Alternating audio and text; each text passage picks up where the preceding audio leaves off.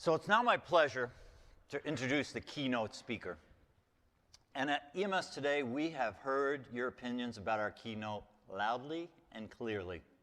You want someone who speaks EMS, someone who walks among us, someone who can inspire, motivate, and captivate an audience. And many of you know Rommie Duckworth. He is a career paramedic, EMS coordinator for the Ridgefield, Connecticut Fire Department, and for 30 years, Rommie has been an educator, author, speaker, and member of both volunteer and career departments. And I'm not going to regurgitate what you could read about him in the program app or in the written program. Many of you have probably heard Rommie speak, and those of you who have not will understand in a few moments why I asked him to be our EMS Today keynote. But let me tell you some things about Rommie that you can't look up. I've known Rommie for almost 30 years that he's been involved in EMS. I've encouraged him to write and to speak at conferences, and I've volunteered him for a lot more things than I think he really wanted to do. But in my eyes, Rommie Duckworth's greatest attribute is that he is a true friend. His wife Betsy and his son Dash, who are here today, have also become great friends of mine. All of them have stood and walked with me in good times and in bad. And I truly appreciate Rommie as an educator, an author, a very animated speaker, a person, and as a friend. And I know that you will appreciate what he has to say to you this morning. Please help me welcome Rommie Duckworth.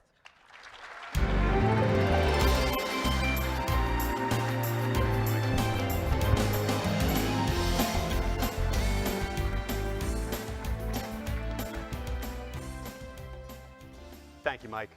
You're a true friend, and I appreciate this opportunity to address our EMS community. I'd also like to thank a few other people who helped me in my career overall, as well as to be here with you today. Certainly, one of the people from the very beginning of my career as a mentor, as a teacher, and as my career blossomed to EMS education, James Cooper. I want to thank you.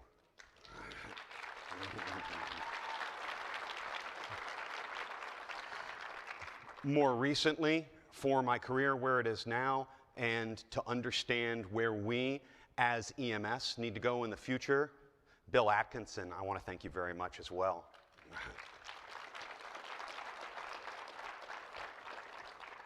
And most importantly, as we all rely on our friends and family, they're the ones who support me every day. I want to thank my brother and sisters. I want to thank my mom, and most importantly, I want to thank my wife and my son Dash for being there for me every single day.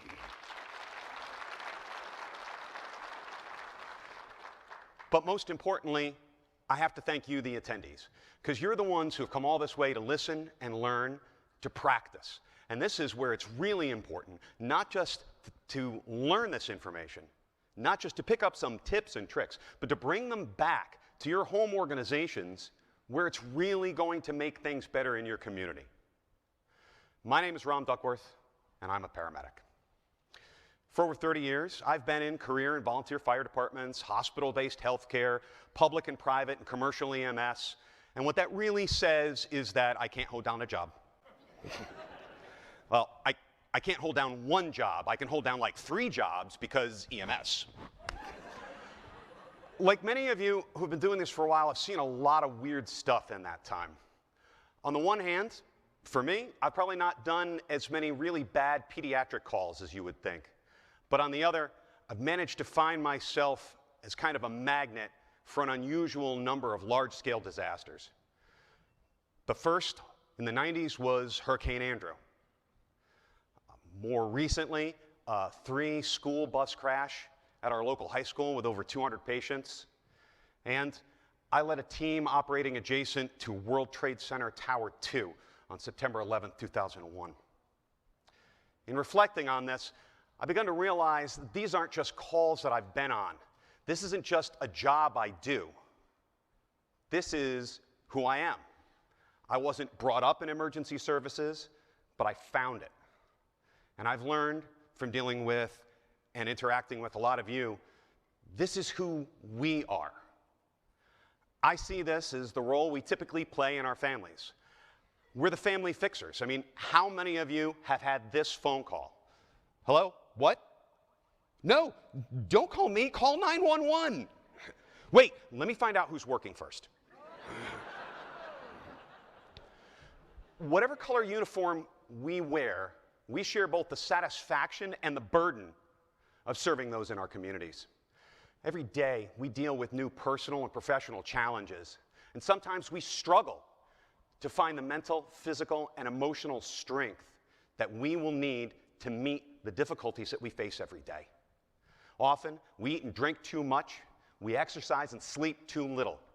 Add to that the physical and psychological stresses of the job, and we find ourselves in a profession that will grind us up if we're not careful. We have to take care of ourselves. We have to make sure we're talking about mental health screenings, mental health resources, cancer screenings. It's up to us to make sure that those resources are here.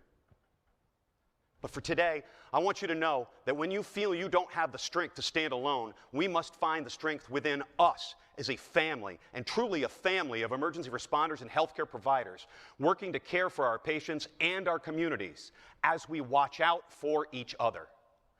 I believe that part of being able to find the strength in us is being able to articulate the value of EMS. What is the value of EMS? I think it's the fact that we provide a dynamic workforce helping to manage, deliver on-site emergency medical care and manage emergency scenes in a ridiculous variety of environments at any time of the day and night. We don't care about your race, creed, background, or ability to pay. All we care about is that you need help. We hold a special place in our communities because of this. We get to go in people's houses. We get to see things, as was said earlier. We get to see things that other people don't get to see, that other people shouldn't have to see. And we're motivated to do this not because of the attractive pay and benefits package. We do this because we believe this has value, and yet we still undervalue it. I want to share something personal with you. This is a call that really opened my eyes to the difference we make as EMS providers and professionals. It happened on Thanksgiving, a little more than 10 years ago. We'd all finished a big Thanksgiving meal at the station. We're just about to settle in for a long winter's nap. When a call came in for shortness of breath, we responded 4 people, 2 on an ambulance, 2 on an engine. I was working double medic on the ambulance that night. We arrived to find an older couple having Thanksgiving dinner alone. The wife meets us at the door, says, yes, my husband was having shortness of breath. Right after he finished dinner, he wasn't feeling really well. And I'm going to tell you, he was a big guy. So you're going to tell me where he was in the house. Second floor, right, second floor. But what room specifically? That's right, he was in the bathroom. Now you tell me exactly where in the bathroom we found him. On the toilet, and if we really want to get down to a call you've never heard of before, he was actually between the toilet and the... That's right, exactly, because EMS. We see right away this guy is not doing well. So we initiate care right in place. I ask my partners, look, you get him out of the bathroom, work him on the way down. I'm going to go out, get in the ambulance. I'm going to start getting things set up because we are going to need to do a lot of work here. I ask my captain to help the wife with whatever she needs for the trip to the hospital so that she's ready to go and she doesn't feel rushed, even though we're moving quickly and coordinated. He comes into the back of my ambulance, and he continues to struggle to breathe as we continue to struggle to help him. It was all that we could do to maintain his oxygen saturation, and we fought to intubate him and to do something that would turn him around. Eventually, and I tell you this is not common for me in the back of the ambulance, this was one of those calls where I was looking out the window to see how far from the hospital we were. We get him handed over at the hospital, and unfortunately, they struggled as much as we did. It was incredibly frustrating for me as I packed up our gear, got ready to get things going, and I see the patient's wife down the hall. And I couldn't do anything but go over and talk to her and tell her, look, we did everything that we could, and things don't seem to be turning around, and things do not look good. I tried to be encouraging, but I had to be realistic. We did everything we could in the back of the ambulance, but we had failed to turn things around. And that's the only word for how it felt, that we had failed. I had failed as a paramedic. I had failed as a person. I had failed as a human being whose literal job it is to help someone else, and I had failed. And I did what we do. Put the ambulance back together. I got back in service. I got on with my shift, and we did more calls that night. And as frustrated as I was, I didn't think about it too much until a few weeks later when I get this exact letter. I'll read it to you. This is a very small token I offer with more appreciation and gratitude than I could put into words. 4 or 5 emergency medical personnel arrived at our house at about 9:30 on Thanksgiving evening. I had called about my husband, Ed, and, no surprise, you arrived speedily and went to work trying to make the situation a better one. Despite everyone's efforts, Ed died the next evening at the hospital. I have yet to begin to believe that this has happened, but what I will not forget ever is the kindness of all of you, some of whose names I didn't even ever know. But Mike and Rom spoke to me in the emergency room and wished us well. My thanks were heartfelt, but my appreciation felt inadequate compared to the compassion you had shown all of us. She felt inadequate. She goes on, I experienced a similar event in August of 1988 when we lived on another street. You rushed my first husband to the hospital, where he also subsequently died a day and a half later.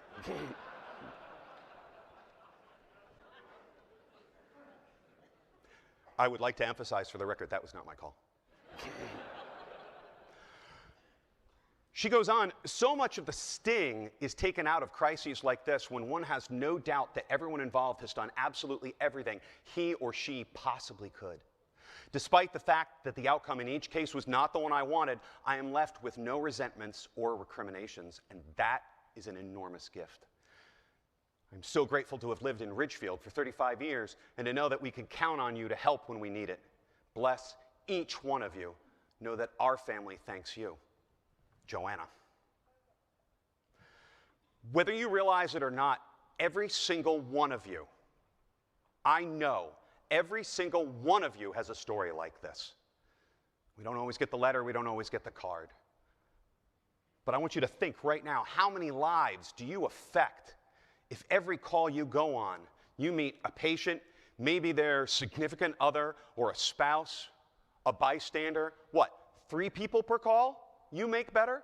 Say you do 3 calls per day, 3 days a week, plus 3 on Sunday. That's 30 people a week. That's 1,560 people per year, and you are affecting their lives in a positive manner. And they say paramedics can't do math. Multiply that by the people in here, and that's 500,000 people per year, every year, just for us. That is the strength within us. We don't just run calls. We serve communities. We serve people. We help families, and there is nothing in the world more valuable than that. I need you to know and understand and remember that. Here at EMS Today, we're going to talk about emergency care, and we do both, the emergency and the care. And that's tough. I'm not going to lie to you. There are some difficult challenges ahead for EMS. There's some controversies. What do we call ourselves? EMS, mobile intensive health care, pre-hospital emergency care? Do we need degrees to do what we do? Do we fall under the category of public safety, public health, health care? Do we give epi? Here, in 1968, when they did the first research on administering epi for resuscitation, the conclusions, further studies are needed to meet the optimal combination of drugs, ventilation, CPR, and shock in resuscitation. Surely, in 1968, they thought, we've got to do some more research, but by 2020, they'll have it figured out, right? We have a lot more to figure out, and the problems didn't just start today. And it's going to be hard. It's going to be hard work to make things better. But Dr. Martin Luther King Jr. didn't give a speech that said, I have a lot of problems. He said, I have a dream, and that's where we have to start. My dream for EMS is for a diverse but unified service that's part of a whole system providing immediate care to anyone, anytime, anywhere, using tools and techniques that have been proven, are evidence-based to improve patient outcome. And I'm not the only one. I want you to take a look at the EMS Agenda for 2050. See what EMS should be in 30 years. And that may seem like a long way off, but I've been in EMS for 30 years, and I could tell you it goes like that. Number one, safe and effective. Not just for the patients, not for improved patient care, although it is that, but safe and effective also for us, the providers. Integrated, and again, not just talking about integrated with the whole health system when the patient is on a clinical pathway, but integrated as in we have a seat at the table, that we're involved in the budgets and the resources and the policies and the protocols. Reliable and prepared. Not for calls the way they were 5, 10, 20 years ago, but reliable and prepared for every new emerging threat, because it will always be our responsibility to protect the public. Equitable, because it should not make a difference who you are or where you live to see if you get the best emergency care. Sustainable and efficient, because we're never going to get all of the resources that we want or need. We're going to have to learn how to do it well and efficiently. But most importantly, for us today, right here at EMS Today, adaptable and innovative, because that's who we are and that's where we are, and that's how we can start right now. And I mean right now. This is where we need to be. This is what we need to be. But we will never accomplish this if EMS in the United States remains as ridiculously fractured and isolated as we currently are. Who's to blame? Who got us in this mess? At this point, who cares? We certainly have a lot of mistakes to learn from the past, but the important thing is our focus on the future. It doesn't matter the size of your organization. That's not what we're talking about. There is a fragility in I and me, but there is a strength in us as the global EMS community, as emergency responders everywhere. And it may hurt. We may have to give a little, and it may be tough to give and to work with people that maybe we don't like and we don't always get along with. But we're going to get a lot back if we can learn to work together better than we do right now. Henry Ford said, coming together is a beginning. Staying together is progress. Working together is success. If we're going to have success, we may not have all the resources we want, but we have a lot of the resources to get a lot further than we are right now. But we need to work together. And you can learn and study and practice to be the best individual EMT or paramedic in the whole world, but it will not help you if you're still working in a broken system. I wish I could give you all of the answers. I wish I could wave a magic wand and give you all the resources you need, but I can't. And I don't like that. And that should feel uncomfortable for you. I want it to feel uncomfortable. If you come to some of the education sessions here at EMS Today and we leave you feeling comfortable, we have failed to do our job. Being uncomfortable is the first step. It means that you're aware of the challenges that we're facing and you're getting ready to solve them. You're getting ready to at least do something about it. People who are comfortable don't do anything. They sit back. They don't lean forward. They don't rise up. If you're here just to consume oxygen and expel carbon dioxide for the required amount of time to get your continuing education credits, there are a lot of places you can do that. This is not one of them. You demand more of us, so we demand more of us. I want you to feel challenged. I want you to feel motivated. I don't want you to feel like we're only saying, here are a bunch of problems, figure it out. I want you to feel empowered and encouraged to do something about it. I want you to recognize the power that you already have and be ready to change the EMS landscape, because nothing less will do. For example, because I want to give you concrete examples. In my own department, we're doing training on apneic oxygenation. Relatively new to us. Not brand new, but relatively new to us. And for those of you who aren't aware, it's high flow oxygen in a nasal cannula. Increasing the concentration of oxygen helps maintain oxygen saturation during intubation. Okay? It's a new thing. So I ask everybody, we teach them the who, how, what, where, why, when, and all of that. And I say, you know, as an educator and as an officer, I want to make it easy for people to do the right thing. So what do we need to do here?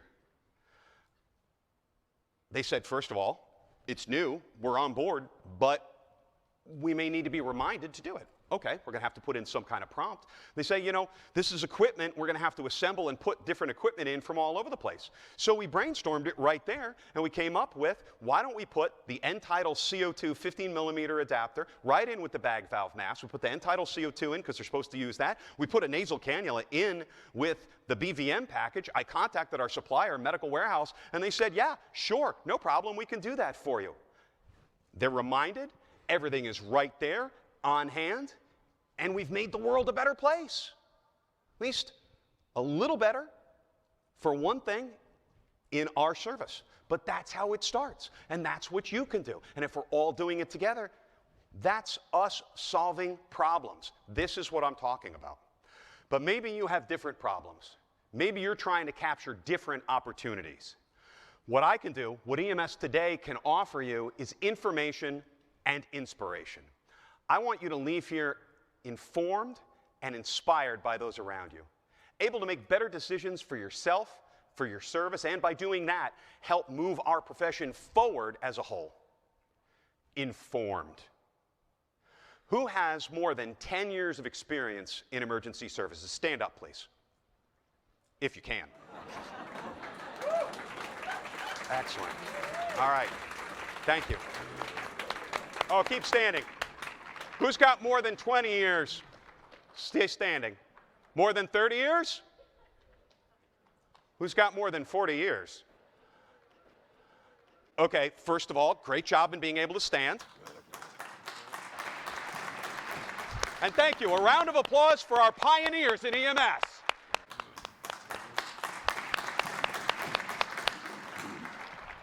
Respect. Respect. These are the people who have been doing it. These are the people who got it started and are still making it work. If I could have the lights back up just for another moment, please. The house lights. Who has a successful recruitment and retention program? Raise your hand. Couple of people. All right. Who started up a community paramedicine program or been a part of it? All right. Who uses point-of-care ultrasound or is in the process of putting that in? Who's improved the rate of neurologically intact survival from cardiac arrest in their area? All right. When I say informed, this is what I'm talking about. Not just the educators, but the people in this room. There are plenty of people out there doing these things right now and doing them really, really well. If it exists in EMS, there is someone at this conference who has it and wants to share it with you. And if it doesn't exist, then there are people here who are working hard to make it a reality through research and pilot projects. That's the strength in us. When I say us, I'm not talking about experts or officers or chiefs or white shirts. No matter how many plungers you have on your collar, it doesn't matter. Strength in us. Individually, we could become uncomfortable, frustrated, frightened, and angry. But with the support of the people in this room, we can help you move things forward. This isn't just a job for the leaders in EMS. This is a job for each one of you. Every single one of you is a representative of us. And I'm talking to you, and you, and you, and you, and the people in every single corner of this room. I'm not saying these words just for people to hang back and listen to. I'm telling you that every single person in this room has the power and strength to join together with the other people who we've already highlighted to make things happen. That's the strength within us. You don't have to reinvent the wheel. None of us have all the answers, but together we have a lot of the answers. And these answers can make a real difference in the lives of our patients, our communities, and each other. I'm not saying we have to change every time a new thing comes up or every new idea that comes by. But I'm saying we have to be comfortable with the idea of change. This isn't a matter of saying, well, I'm acknowledging that the things we've done in the past were wrong. We need to focus on the future. It's a matter of being able to be mature enough to say, I've learned, and I want to work with you now. I want to make it happen. Be informed not just by the educators, but by the people in this room who are ready, willing, and able to share so that you can build on their successes. But it takes more. Inspired. I've been doing this for 30 years, and I certainly don't have all the answers. I feel like it's a win if I wake up and I get half of the questions right. I take my inspiration from a man that many of you may not have heard of. Kano Jigoro was the founder of judo, and he was the ultimate master of his craft. When he died, he was not buried in his master's black belt. He insisted on being buried in his white belt so that he remained forever a student of his art. And that's where we have to be to succeed. No matter where you are in your career, you have to remain a student, open to new information and new inspiration. Now I'm talking to the people just at the beginning of your careers. If we could have the lights one more time. If you have less than 10 years in EMS, stand up, please. See how much faster that was? If you have less than 5, still stay standing. And a round of applause.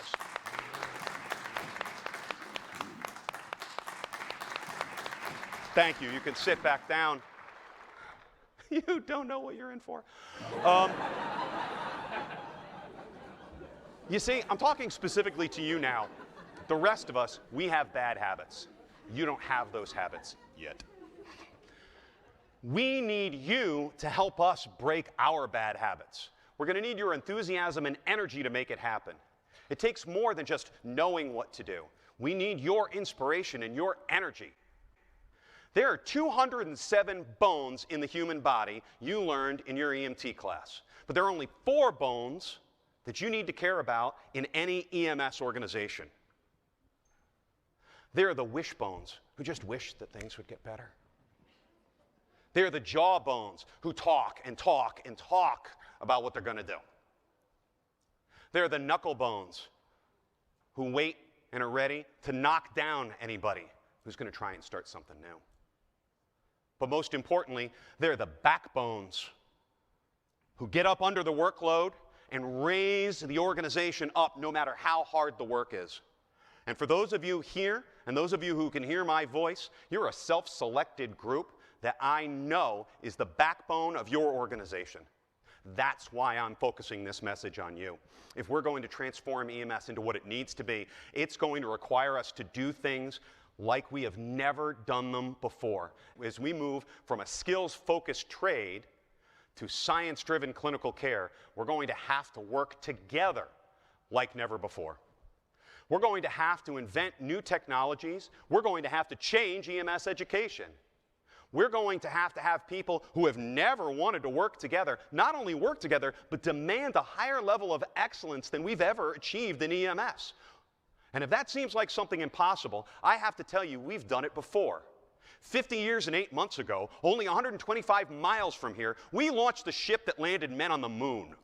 That had never been done before. That required new technology. That required an overhaul in education. That required people who had never worked before together to demand a level of excellence in each other that had never been seen before. And many said that it could not be done. But we were the first people ever to leave this planet and stand somewhere else in our galaxy. We're Americans, and that's how we do it. When something is important to us, we dedicate the people and the resources that we need to get it done. In the space race, we were faced with tremendous challenges, and we rose to meet that challenge. And now I'm issuing you the challenge in EMS. To reduce deaths from trauma, to improve resuscitation rates, to reduce time to treatment for stroke and sepsis and more. Not simply to change some numbers, but because the numbers that you change are lives that are changing, lives of the people around you. Take what you learn at EMS Today and affect that change for real people in the real world. That's what matters. This is the job that we're faced with. Not just running calls, but transforming the way we do business. It's going to take real commitment and hard work. but take inspiration from one of the greatest figures in sports. Muhammad Ali said, "I don't count the sit-ups. I only start counting when it starts hurting because they're the only ones that count." That's what makes you a champion. We need champions in EMS, the people who aren't afraid to actually do the work. People ask me how long it takes the average person to become an EMT.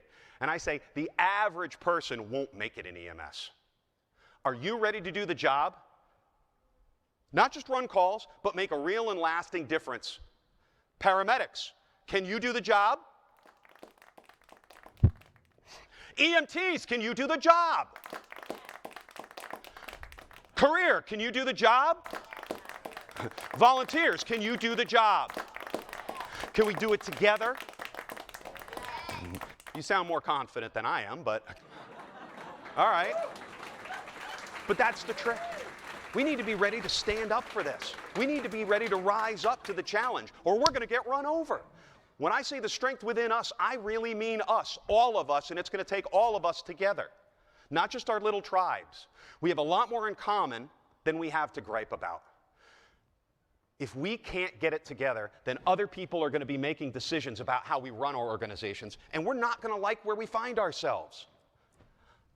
We have the power to make the difference, though. We all have things to contribute. MD, PhD, GED, I don't care. We just cannot remain fractured, fragmented, and isolated like we have been. Like Mike said, join a national organization. Work with other healthcare and emergency services to help local, state, and federal representatives understand the needs of EMS and help us get where we need to be. Does that excite you? It should. We need to train together, work together, and not be bickering over the little issues that are tiny in the face of the challenges that we have. We're going to need to transform our profession for our communities, our families, and ourselves. And I know it's tough. I know that sometimes it's all we can do to keep the wheels on the ambulances. But here's what I want you to do. I want you to raise your hand if you believe that you have a loved one that's going to need to be cared for EMS within the next 5 years. I want you to raise your hand if you have a loved one that's going to need to be cared for by EMS providers within the next 30 years. Let's pick that as our time frame. Where does EMS have to be then?